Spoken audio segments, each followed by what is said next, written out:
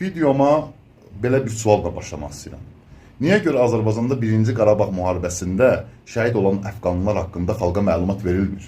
Onların qəbirləri, məzarlarının harda yerləşməsi haqqında xalqa nəsə deyilmir? Və yaxud da ki, 2-ci Qarabağ müharibəsində şəhid olan 18 yaşlı əslən Fələstində olan Azərbaycan vətəndaşı haqqında Azərbaycan xalqına yetərli qədər məlumat verilmir və tanıtdırılmır. Yalnız və yalnız kiçik bir sayda sosial şəbəkələrdə bu haqqda danışılır.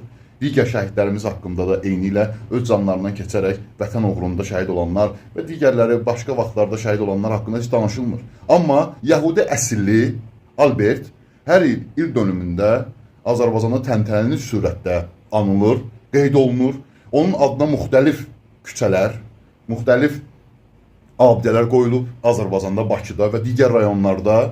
Niyə görə? Fərq nədədir? Bu ayrı-seçkilik nədən irəli gəlir? Niyə görə Azərbaycan xalqının o qədər qəhrəman övladları var ki, onlar haqqında heç bu qədər sənədli filmlər çəkilməyib? Albert haqqında 2 dənə sənədli film çəkilib.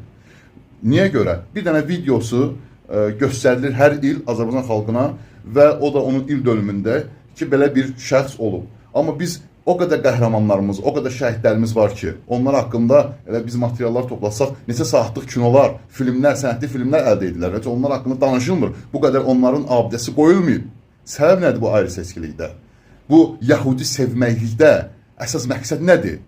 Niyə görə bizim öz Azərbaycanlı və müsəlman şəhidlərimiz bu qədər anılmır?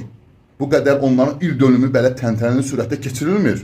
Və yaxud da ki, onların Bakının mərkəzi rayonlarında adlarına abidə yekə abidələr və yaxud da ki, küçələr qoyulmur. Nədir bu ayrı-seçkilik? Bu ayrı-seçkiliyin səbəbi nədir?